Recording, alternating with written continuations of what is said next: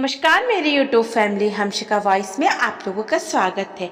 आइए सुनते हैं फिर से एक नई कहानी। सुनिए जी, मेरी दवाई आप ले आइए ना, बहुत थकावट रहती है, हाथ पैर भी काम नहीं करते हैं, घुटनों का दर्द भी अब बढ़ चुका है। मधु जी अपने पति विनीत जी से बोली, हाथ पैर काम नहीं कर रहे हैं तो तुम आराम क्यों नहीं कर लेती हो? क्यों झाड़ू पोछा करके अपने हाथ पैर तोड़ रही हो? वैसे भी घर कहाँ गंदा होता है, ले देकर हम दो जीव ही तो हैं इस घर में।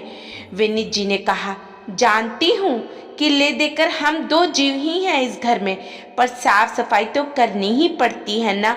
और जब पोछा कहाँ लगाती हूँ, सिर्फ झाड़ी ही तो लगा रही हूँ। मधु जी विनीत जी को टालते हुए बोली, ठीक है, आज दवाई ले आऊंगा, पर मुझे तुमसे कुछ जरूरी बात करनी है। तुम यहाँ मेरे पास बैठो तो सही। विनीत जी के कहने पर मधु जी जैसे तैसे सोफे पर आकर बैठी।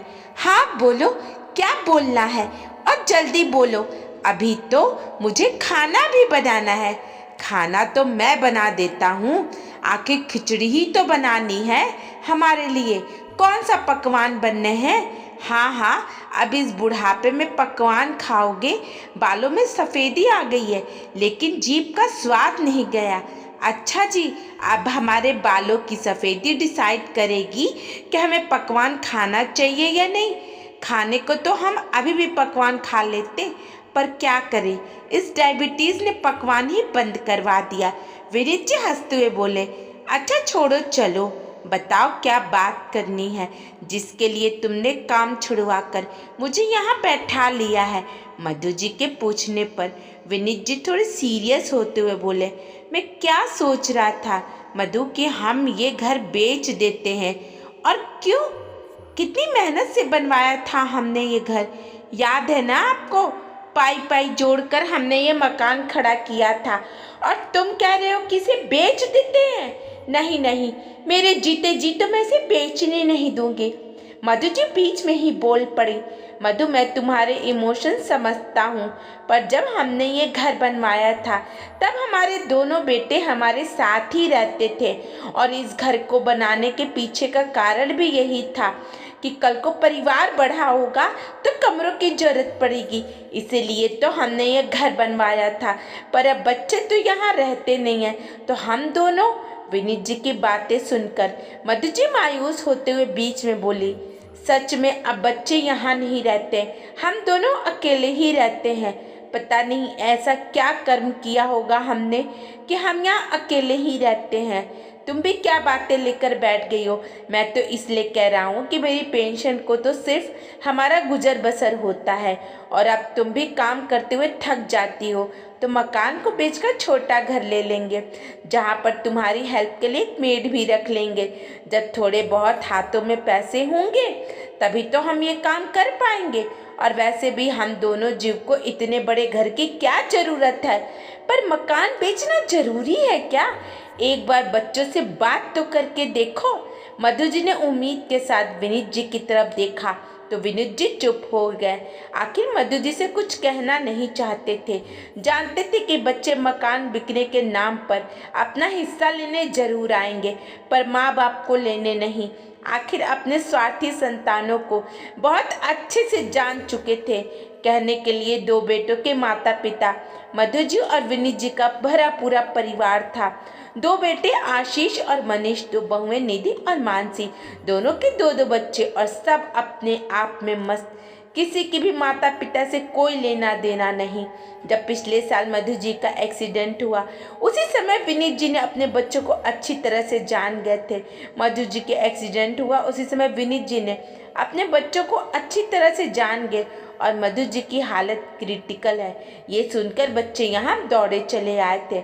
मधु जी कोमा में चली गई थी, और डॉक्टर भी तरीके से उम्मीद हार चुके थे।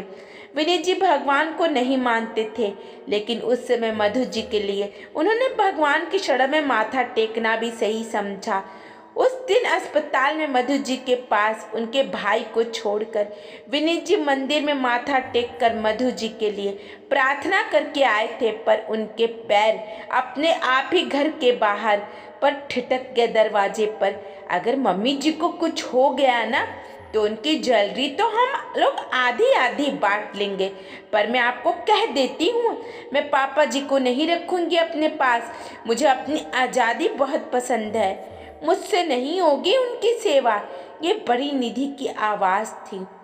तभी छोटी बहू मानसी भी बोली, ठीक है, मैं रख लूँगी पापा जी को, मुझे कोई ऐतराज़ नहीं है।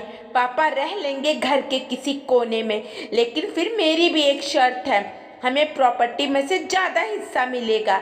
अरे ऐसी कैसे तुम्हें हिस्सा मिलेगा? कायदे की बात करो, ये बेबुनियाद वाली बात यहाँ नहीं चलेगी। बड़ा बेटा आशीष बीच में ही बोला, क्यों भैया, हक चाहिए, जिम्मेदारी नहीं। कायदा तो ये भी कहता है कि पापा की सेवा और जिम्मेदारी आपको भी बराबरी बांटनी पड़ेगी। आखिर आप भी तो बड़े बेटे हैं, वो तो आप लेने को तैयार नहीं है और बराबर की हिस्सेदारी चाहिए। मनीष भी क्या कम था, वो भी बोला। विनीत जी को तो अपने कान पर विश्वास ही नहीं हो रहा था। वो तो अपने बेटों के आज के जमाने के राम लक्ष्मण समझते थे, पर उन्हें क्या पता था कि ये बेटे राम लक्ष्मण कहलाने के लायक नहीं है। उन्हें तो लगा था कि एक्सीडेंट का नाम सुनकर ये लोग माँ की सेवा करने के लिए दौड़े चले आए हैं। ये तो बिल्कुल भी नहीं सोचा था कि वो लोग माँ के मरने के बाद ज्वेलरी बांटने का बात भी कर रहे हैं, प्रॉपर्टी में अपनी हिस्सेदारी जता रहे हैं। बेटा, जिस रास्ते तुम लोग आए हो उसी रास्ते चले जाओ। अपनी देखभाल मैं खुद कर सकता हूँ, और जब तक तुम्हारी मम्मी की सांस चल रही है तब तक मुझे पूरी आस है, मैं उसे बचाने की पूरी कोशिश करूँगा। अचानक विनीत जी सामने आते हुए बोले। उन्हें अचानक सामने देखकर चारों की बोलती बंद हो गई। पापा, आपका? आशीष कुछ बोलने को हुआ, लेकिन विनीत जी ने हाथ जोड़कर से बाहर का रास्ता दिखा दिया। अभी इसी वक्त निकल जाओ मेरे घर से, मैं तुम लोगों की शक्ल भी नहीं देखना चाहता, और लौट के मत आना कभी भी। प्रॉपर्टी में हिस्सेदारी चाहिए ना तुम्हें, तो अपनी प्रॉपर्टी खुद कमाओ। मेरी कमाई में तो तुम्हें एक फूटी कौड़ी नहीं मिलेगी। चाहे मेरे मरने के बाद किसी अनाथ आश्रम को दान दे करके चला जाऊं, पर तुम्हें कुछ नहीं मिलेगा। विनीत जी ने चारों को फटकार दिया। कुछ देर बाद सब लोग अपना बोरिया बिस्तर बांधकर वहां से खाना हो गए, लेकिन ये कोई विनीत जी का विश्वास था कि मधु जी बच गई। तब से वो जब भी बच्चों से मिलने के लिए जिद करती, विनीत जी कोई ना कोई बहाना बना देते। जब कुछ महीने बाद वो पूरी तरह से ठीक हो गई, तब विनीत जी ने उन्हें सारा किस्सा कह सुनाया। सुनकर मधु जी ने सिर्फ इतना ही कहा, बच्चे हैं, गलती कर देते हैं। अभी विनीत जी सोच ही रहे थे कि मधु जी ने कहा, क्या सोच रहे हो जी, बच्चे ही तो हैं, गलती कर देते हैं, पर हम तो बड़े हैं, हम उन्हें उनकी गलती के लिए माफ़ कर देना चाहिए। कुछ गलतियों की माफ़ी नहीं होती है मधु, तुम समझती क्यों नहीं हो? पर अब ये घर सूना सूना लगता है, हम कब तक यूं ही अकेले रहेंगे? इसलिए तो कह रहा हूँ, इस घर को बेच दे देते हैं, इससे छोटा घर ले लेते हैं। विश्वास करो मुझ पर, अकेले नहीं रहोगी। विनीत जी ने मधु जी के हाथ पर हाथ रखते हुए कहा। आखिर मधु जी ने मैं अपने मौन स्वीकृति दे दी। कुछ दिनों बाद विनीत जी ने ये घर बेचकर एक अनाथ आश्रम के पास छोटा घर ले लिया। उन्होंने घर के कामकाज के लिए मेड रख ली।